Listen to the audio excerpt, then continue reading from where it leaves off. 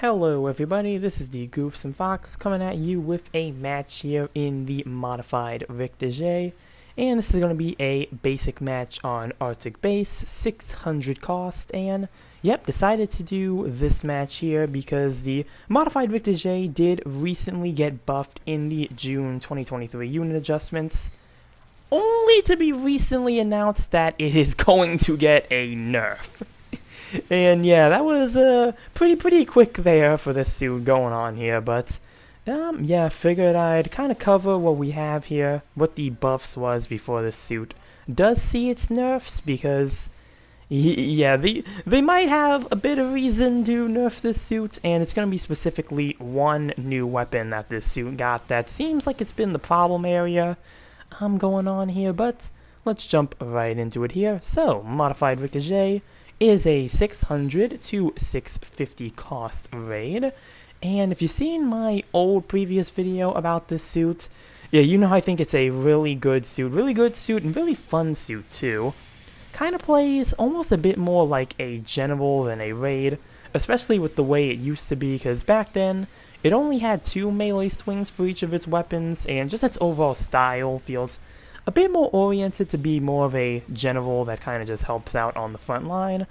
Bit more than a raid, kind of like a melee general, basically. But this suit saw a few very helpful buffs that have been meant to help it out here, because it has been fallen behind a bit according to the reference data that we have on this suit. And, starting with our unit features here, the unit HP had been increased from 20,500 to 22,000 HP. So, very typical HP increase is always helpful. This is a big suit too, so you are more likely to get hit, so having just more HP overall is definitely helpful. The unit skill EX boost level 1 was increased to level 2, and this is helpful for people who really use this skill because it does increase the amount of time that your EX boost lasts for. Level 2 lasts much longer than level 1, so if you are someone who uses EX boost a lot, it will be a bit more beneficial for you. Even though I do play this suit quite a bit, I don't really find myself using the EX boost a lot, though I kind of can say the same thing for a lot of suits I play. It's not really, those extra little skills are not something I try to use like a whole lot. Occasionally I'll get them out, but usually it's not a priority of mine.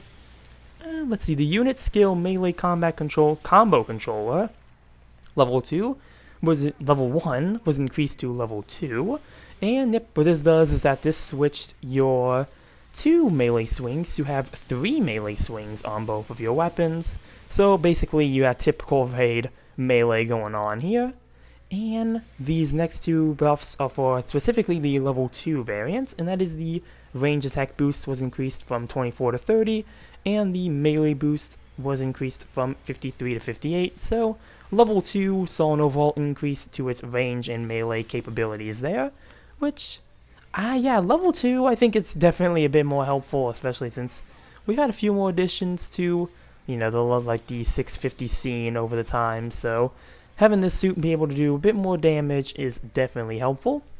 So, starting off with our first sub-weapon now, we have the double beam sabers, and for this, the only change is that they made is that the weapon switching time was shortened, so you can switch to those weapons a lot faster, which, since when you're trying to get those melee combos, that is definitely very helpful to have.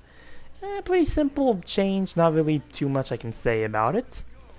And the next change here is to the clay bazooka shrapnel, which has been completely removed and replaced with a new sub-weapon, that being the RD Custom C Bazooka Shrapnel.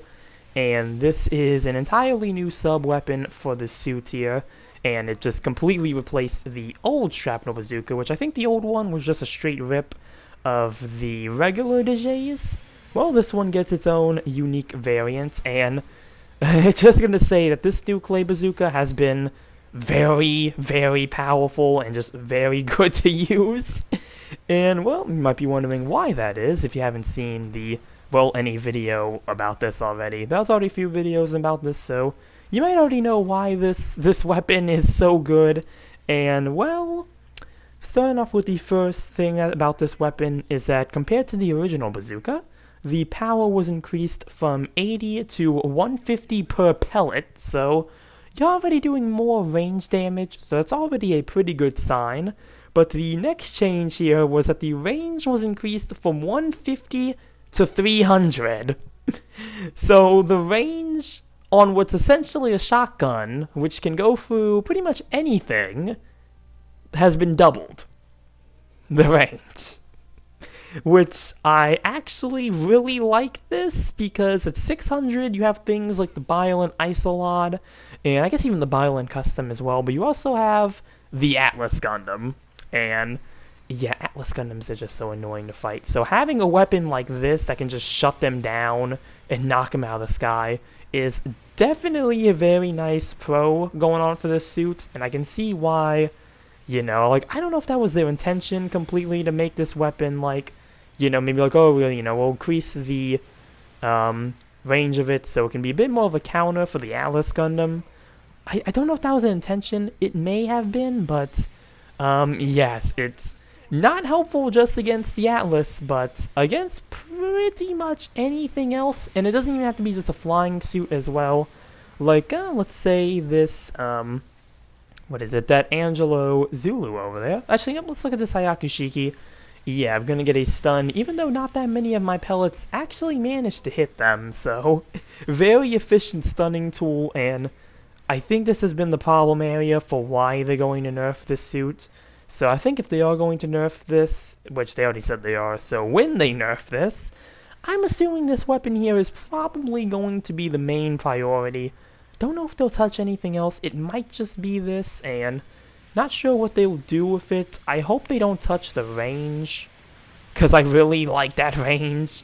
Again, very helpful for dealing with things like the Atlas, so maybe if they just lower it to 250 or 200, I think that would be still kind of enough. I don't want it to go back to that original 150, but finishing off here for the RD Custom Shrapnel Bazooka, the stagger accumulation value was also increased, so easier stagger accumulation, which, given it's a pellet weapon, is also very helpful. So yeah, lots of pretty good things going on here. Pretty good things that, well, will be changed in the future.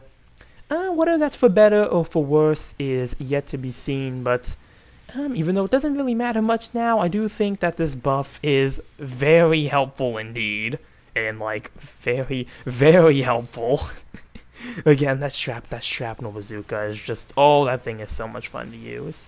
And don't know how that downswing from this Atlas got me, but just gonna eject from my suit here. Don't think I'm gonna be able to really do too much though, but nearing the last few seconds. But yeah, just oh man, yeah, it's been fun to use this suit. It's been fun to get it back out. I've gotten it out a couple times now, and just trying to get some test here with specifically the shrapnel bazooka, because that was like the biggest thing that I'd heard about, even though the initial update that they announced this, it remained pretty much hidden in favor of the, well, Gundam's sensor pod for some reason, but yeah, Gundam is another thing that they just need to do another rework on, so hopefully when they nerf this, the Gundam will get another buff in the Zaku Mariner and a few other suits that I can probably name off the top of my head.